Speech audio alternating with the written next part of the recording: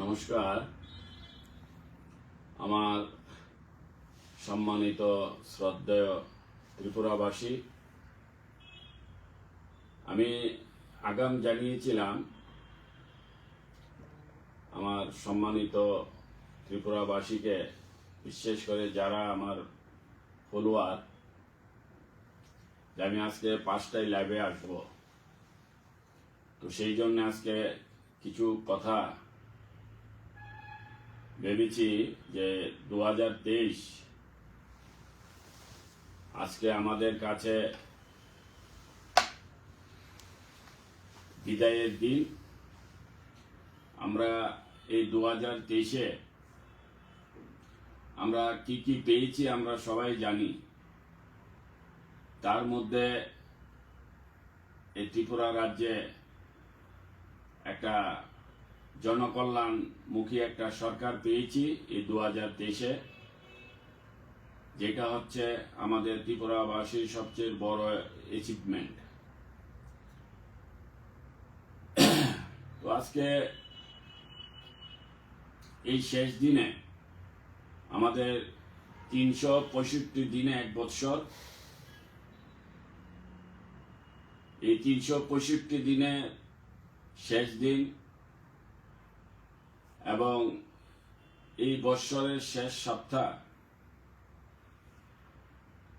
আর কিছুক্ষণ বাদে, আর কয়েক ঘন্টা বাদে আমরা পাব 2024 নিউ হ্যাপি ইয়ার। তো সেই জন্য আমি সকলকে আমার এই আন্তরিক প্রীতি শুভেচ্ছা জানাচ্ছি। আমাদের এই বৎসরে আমাদের যা যা ভালো দিকগুলি, সেইগুলিকে আমরা স্মরণ করে আগামী নতুন বর্ষকে আলিঙ্গন করে, নতুন বর্ষকে আমরা স্বাগতম জানিয়ে আবার আমরা নতুনভাবে পথ চলা শুরু করব এই ত্রিপুরা রাজ্যের স্বার্থে, ত্রিপুরা মানুষের স্বার্থে। এবং পুরনো বৎসরে 2023-এ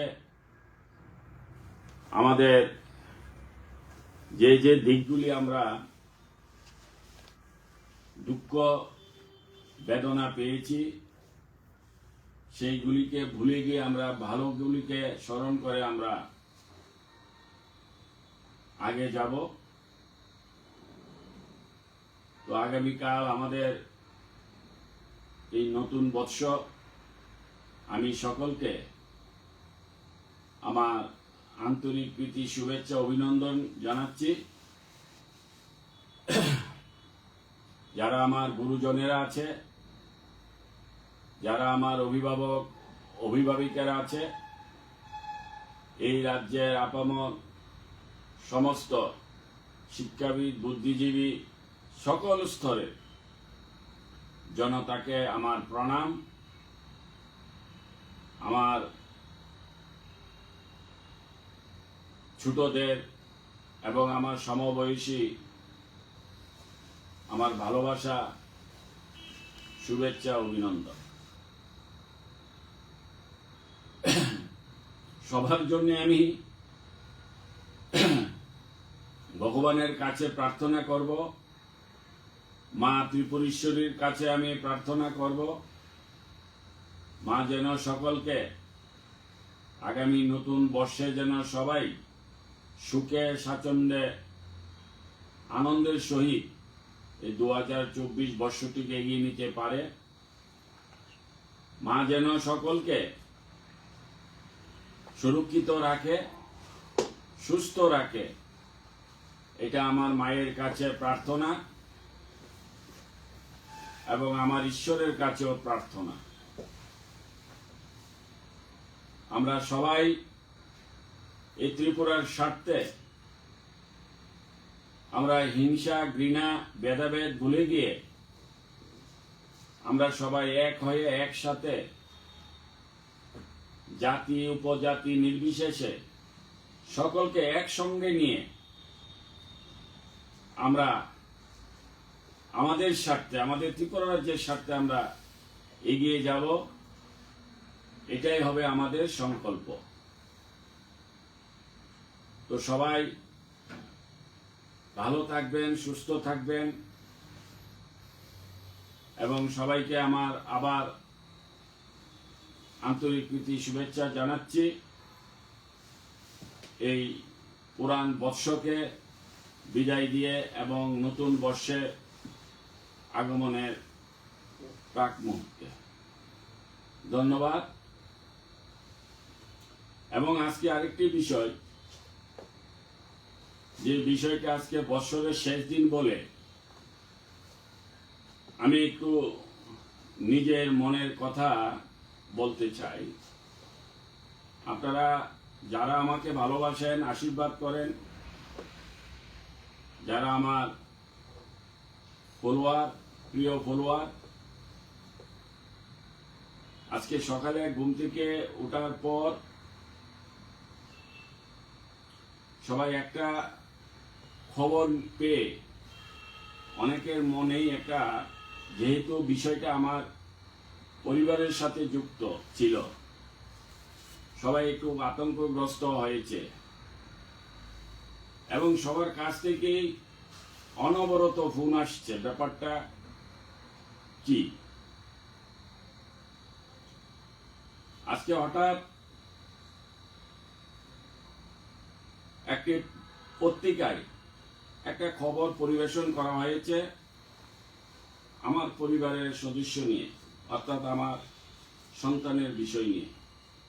যাই হোক, পত্রিকার কাজ হচ্ছে খবর পরিবেশন করা, এটাই নিয়ম। কিন্তু সত্য খবরকে সত্যভাবে যদি পরিবেশন না করা হয়,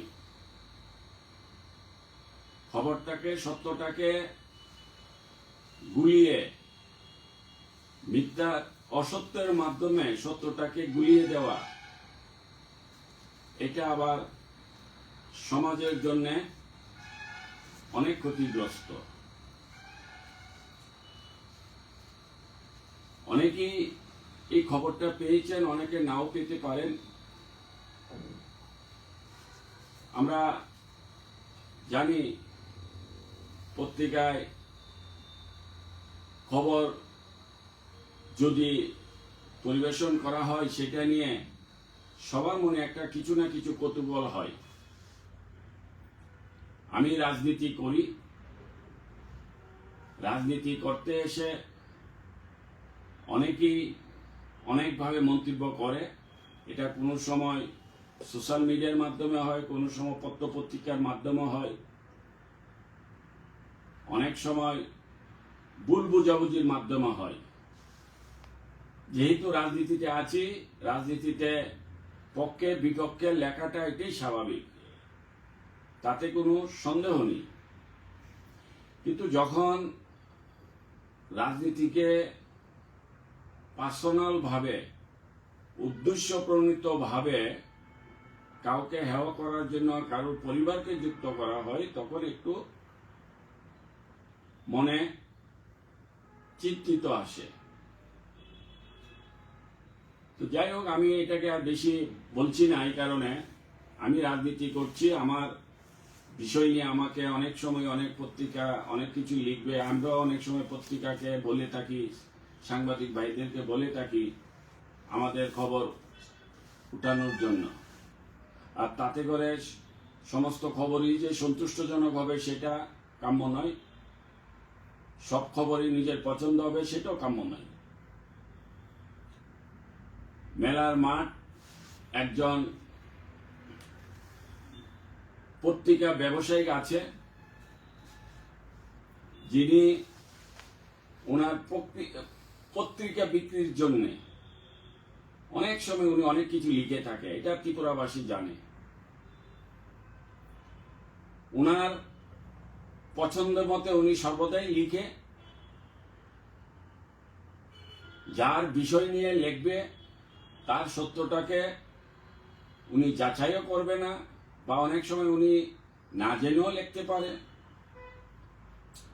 কিন্তু খবর হচ্ছে যে বিষয়টা নিয়ে লেখা হবে, সেই বিষয়টা কতটুকু সত্য মিথ্যা সেটার উপর কিছুটা ধ্যান দেওয়া। শুধু একমাত্র যার খবর তার পছন্দের বা তার সত্যতার দাম না দিয়ে নিজের পছন্দ মতো লেখালেখি করা, এটাকে খবর বলা যায় না।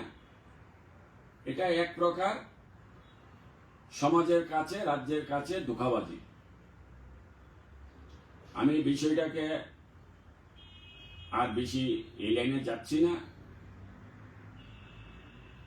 হয়তো ওনার কাছে পত্রিকা বিক্রি করাটা হয়তো ওনার কাছে প্রাধান্য,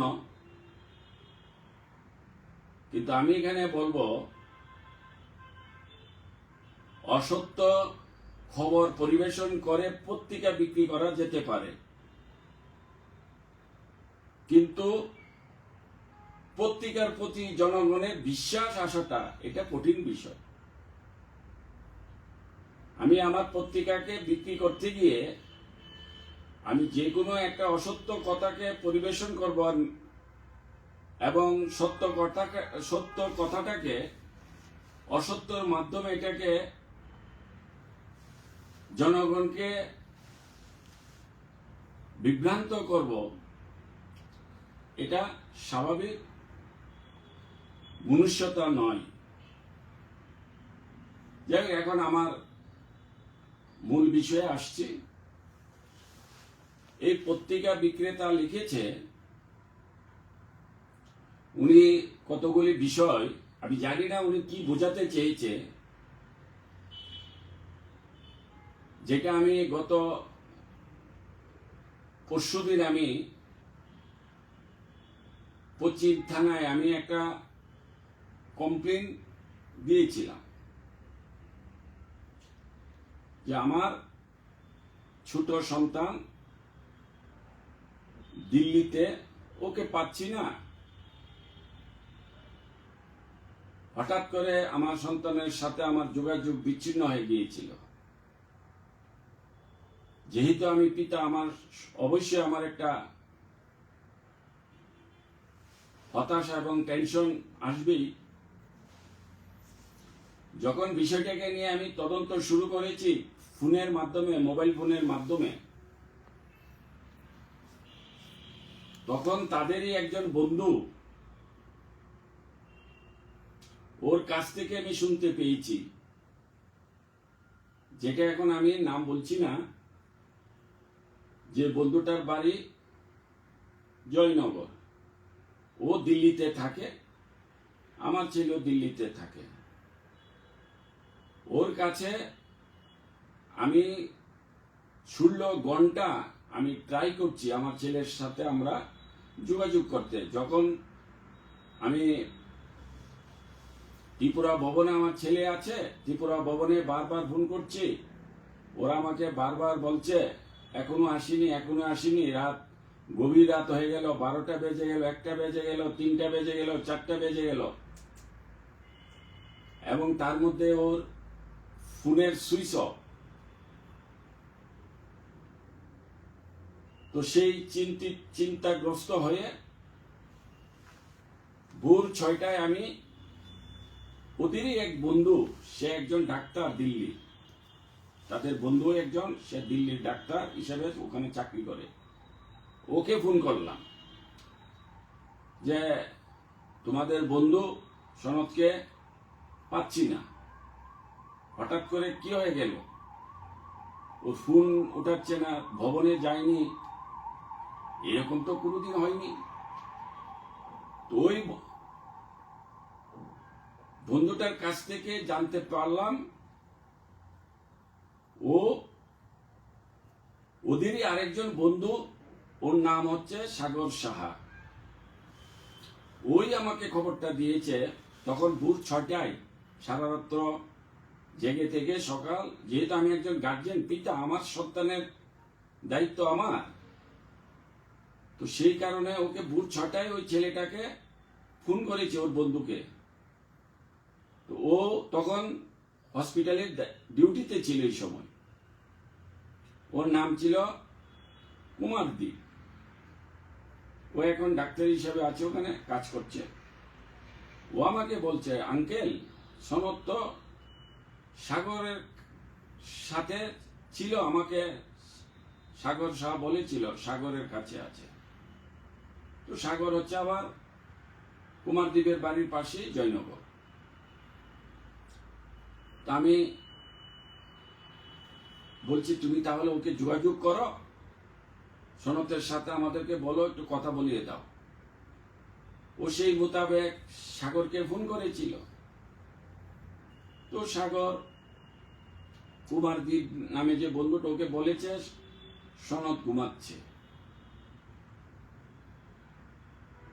পরবর্তীতে আবার ও আমাকে জানিয়েছে। কিন্তু আমি আবার তখন সাগরের নাম্বার নিয়ে সাগরকে ফোন করেছি। ও আবার আমাকে অস্বীকার করছে। আমি আবার কুমারদ্বীপকে ফোন করলাম। ও তো বলছে ও সনদ ওর কাছে নেই, ও জানে না। বলছে আমাকে তো বলেছে ওর কাছেই আছে। তারপর আমি বলেছি, তুমি আবার দেখো তো, ফোন করে ট্রাই করে যে কোনো ভাবে হোক সনদকে আমাদের সাথে কথা বলা। ও যখন আবার দ্বিতীয়বার ওকে ফোন করেছে, ও আবার ওকে বলেছে, মানা করেছে, না ও তো চলে গেছে। 15 মিনিট আগে বলেছে ওকে আছে, 15 মিনিট বাদে আবার ওকে বলছে না, এই সনদ চলে গেছে। তো এইসব নিয়ে একটা হতাশাগ্রস্ত হচ্ছি ধীরে ধীরে।